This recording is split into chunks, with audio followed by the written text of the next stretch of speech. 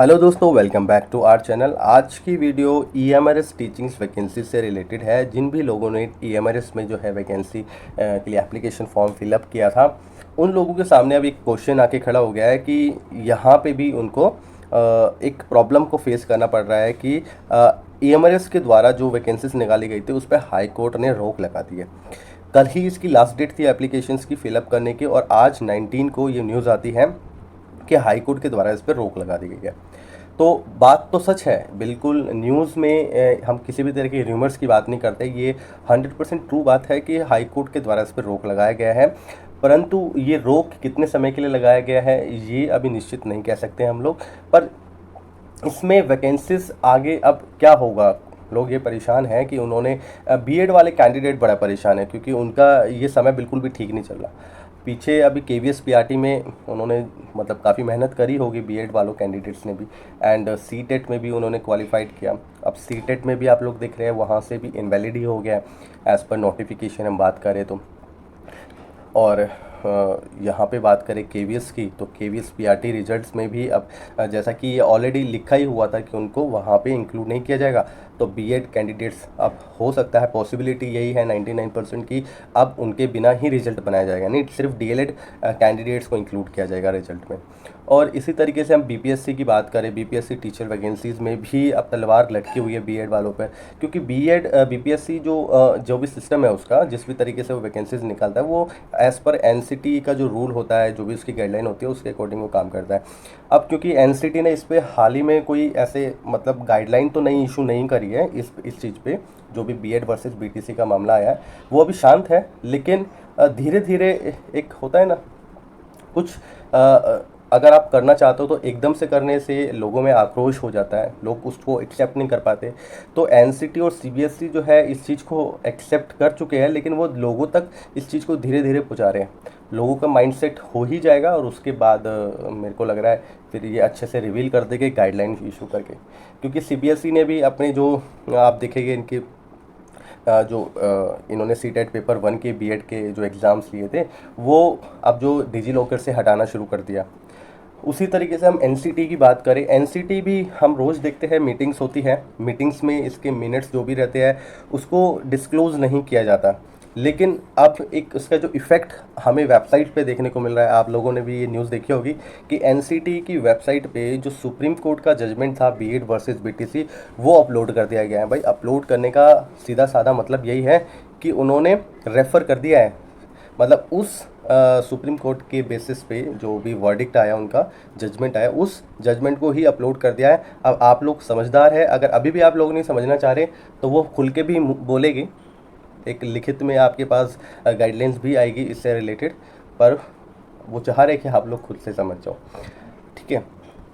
तो हम बात कर रहे थे बीएड कैंडिडेट्स की, तो यहाँ पे ईएमआरएस में जो वैकेंसी निकली थी तो ये बीएड कैंडिडेट्स के लिए बहुत अच्छा मौका था, क्योंकि वैकेंसीज भी कई हज़ारों में थी और यहाँ पे कंपटीशन भी उतना नहीं है जितना कि आप केवीएस में या अदर एजुकेशंस में देखने को मिलता है आपको। तो यहाँ पे लोगों के लिए अच्छी अपॉर्चुनिटी थी बीएड कैंडिडेट के लिए, लेकिन अभी ये जो न्यूज़ आई उससे वो लोग परेशान हो गए।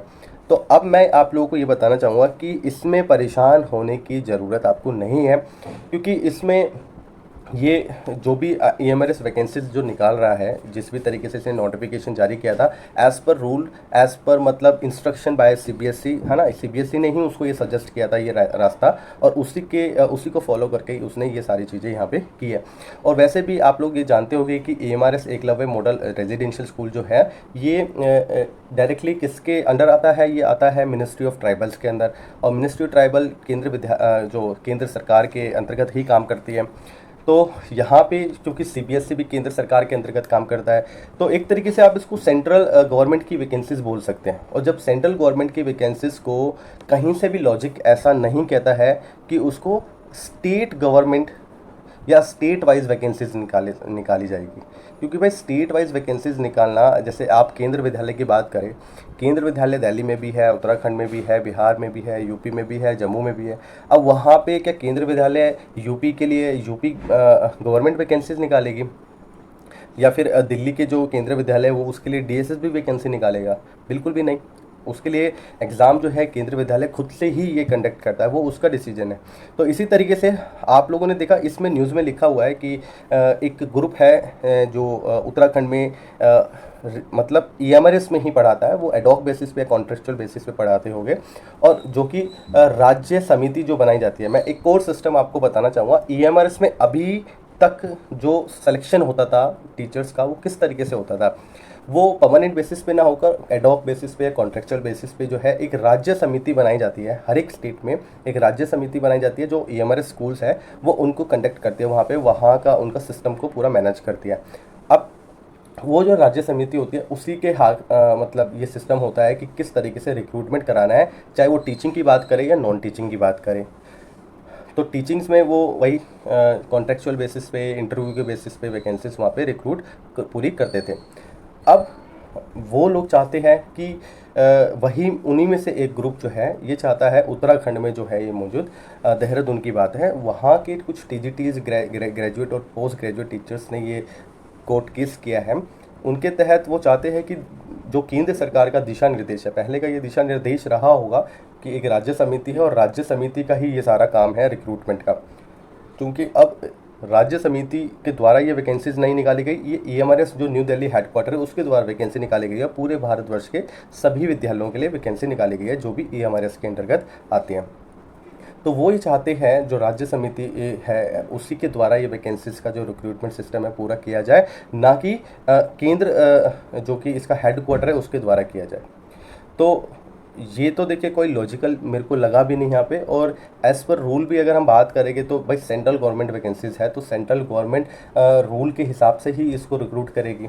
स्टार्टिंग में क्योंकि स्कूल भी कम थे और एक पायलट प्रोजेक्ट के बेसिस पे स्कूल शुरू किए गए, धीरे धीरे जब स्कूल का जो मिशन है वो सक्सेसफुल होता हुआ दिखाई दे रहा है तो नंबर ऑफ़ स्कूल्स भी बढ़ रहे हैं। एंड एज़ पर जो ट्राइबल मिनिस्ट्री है उनके अकॉर्डिंग ये स्कूल की संख्या जो है और आगे भविष्य में बढ़ाई जानी है। तो उसके लिए एक अच्छा सिस्टम, केंद्र विद्यालय जैसा सिस्टम, नवोदय विद्यालय जैसा सिस्टम डेवलप करना ज़रूरी है रिक्रूटमेंट के लिए, ना कि वो राज्य समिति के बेस पे एडॉक बेसिस वाला या कॉन्ट्रेक्चुअल बेसिस वाला वैकेंसी सिस्टम यहाँ पे चल पाएगा। तो देखते हैं कि कितने दिन में इस जो मामले पर सुनवाई होती है और अगली सुनवाई में क्या होता है। अगर आपको इससे रिलेटेड कोई भी अपडेट चाहिए तो आप हमारे चैनल को सब्सक्राइब कर सकते हैं। जैसे ही इससे रिलेटेड कोई अपडेट आती है तो चैनल पे आपको प्राप्त हो जाएगी। एंड एक और कटिंग आप लोग यहाँ देख पाएंगे, यहाँ पे एकलव्य विद्यालय में शिक्षकों की नियुक्ति की विज्ञप्तियों पर जो है रोक लगा। हाईकोर्ट का आदेश है ये। नैनीताल उच्च न्यायालय के आदिवासी राष्ट्रीय शिक्षा सोसाइटी नई दिल्ली की ओर से जो है जारी शिक्षक की नियुक्तियों की दो विज्ञप्तियों की दो निकाली गई थी, एक पीजीटी प्रिंसिपल्स के लिए और फिर बाद में टीजीटी और वार्डन्स वगैरह की वैकेंसीज निकाली गई थी। तो दोनों पे ही इन्होंने रोक लगाने की जो है आवेदन किया है। और एकलव्य जो है आदर्श आवासीय जो विद्यालय है कालसी देहरादून में है ये, वहाँ की कार्यरत शिक्षक चंद्र मोहन शर्मा व सचिन चमोली ने याचिका दायर कर आदिवासी राष्ट्रीय शिक्षा सोसाइटी नई दिल्ली की ओर से जारी शिक्षक को की जो नियुक्ति की दो विज्ञप्तियों को जो है चुनौती दी थी। याचिका में कहा गया है कि भारत सरकार के जो आदिवासी मामलों के मंत्रालय के दिशा निर्देश के अनुसार, अच्छा एक और चीज़ ध्यान देने वाली बात है, ये दिशा निर्देश के अनुसार देखिए जो कॉन्स्टिट्यूशन की हम बात करें तो कॉन्स्टिट्यूशन में एक दिशा निर्देश होते हैं और एक होता है नियम। तो नियम और दिशा निर्देश में फ़र्क होता है। जब दिशा निर्देश को माने या ना माने उसके लिए कोई भी मतलब व्यक्ति कोर्ट में जाकर उसके उस दिशा निर्देश के बेस पे किसी भी गवर्नमेंट को, किसी भी सोसाइटी को, किसी भी इंस्टीट्यूशन को उसको मानने के लिए मतलब ऐसे फोर्स नहीं कर सकता है। तो एक कॉन्स्टिट्यूशन में कुछ सजेशंस रहते हैं एक आइडल सिचुएशंस के लिए। उस सिचुएशन को हमेशा फॉलो कर पाना जो है मुश्किल होता है हर सिचुएशन के लिए। तो यहाँ दिशा निर्देश थे जिसके तहत अभी तक काम हो रहा था। अगर वो दिशा निर्देश काम नहीं करेंगे तो उसको बदला भी जा सकता है या उसको फॉलो नहीं भी किया जाता है तो मेरे को नहीं लगता कि इस वैकेंसीज़ को कैंसिल किया जा पाएगा आगे, यानी कि वैकेंसीज़ का कैंसिल होने का चांस जो है ना के बराबर है। तो आप लोग अपनी तैयारी जो है कंटिन्यू रखना और इस तरह की जो नोटिफिकेशंस एंड ये जो भी ऐसी न्यूज़ आती है उससे परेशान ना होकर या अपने जो मोटिव है आपका उससे भटक मत जाना, क्योंकि आजकल जो है ना लोग बहुत अवेयर हो गए हैं, वैकेंसीज़ भी बहुत कम है एंड लोगों की तैयारियां ज़्यादा है, ज़्यादा लोग तैयारी कर रहे हैं। तो इस तरह की फिर लोग चाहते हैं दांव पेच खेलना जिसके थ्रू वो वैकेंसीज़ को कहीं ना कहीं से प्राप्त कर सकें। तो ये चीज़ अभी क्योंकि सभी लोग अवेयर हो गए हैं, ये कोर्ट केस एंड अदर्स ये सारे मीन्स के थ्रू वो कहीं ना कहीं से नौकरी प्राप्त करना चाहते हैं। तो ये आप लोग परेशान होने की ज़रूरत नहीं है, अल्टीमेटली फैसला वही होगा सुप्रीम कोर्ट को, हाई कोर्ट को, जो भी सही लगता है। याचिका में कहा गया है कि भारत सरकार के आदिवासी मामलों के मंत्रालय के दिशा निर्देश के अनुसार ही एकलव्य आदर्श आवासीय विद्यालय कालसी के संचालन को प्रदेश स्तर पर जो है एकलव्य विद्यालय संगठन समिति स्थापित है, जो कि उत्तराखंड सरकार के जो आदिवासी सामाजिक सुधार मंत्रालय के अंतर्गत है। और आवासीय विद्यालय में शैक्षणिक व गैर शैक्षणिक जो कर्मचारियों की नियुक्ति का अधिकार भी एकलव्य विद्यालय संगठन समिति में निहित है। तो लेकिन जुलाई 2023 में केंद्र सरकार की ओर से स्थापित आदिवासी राष्ट्रीय शिक्षा सोसाइटी नई दिल्ली ने एकलव्य विद्यालयों में ट्रेंड ग्रेजुएट व पोस्ट ग्रेजुएट अध्यापकों की नियुक्ति करने के लिए 2 विज्ञप्ति व नोटिफिकेशन जारी की थी। और याचिकागण के जो है अनुसार ऐसे सभी प्रदेशों में जहाँ एकलव्य आवासीय विद्यालय स्थापित है वहाँ उन्हें कर्मचारियों की नियुक्ति का पूर्ण अधिकार है। उस किसको अधिकार है? उस प्रदेश समिति को, जो कि स्टेट वाइज बनाई जाती है। जबकि आदिवासी राष्ट्रीय शिक्षा सोसाइटी नई दिल्ली की स्थापना का उद्देश्य एकलव्य आवासीय विद्यालयों के लिए ऐसी योजनाएं तैयार करना है जिससे इन विद्यालयों के प्रति जागरूकता बढ़े।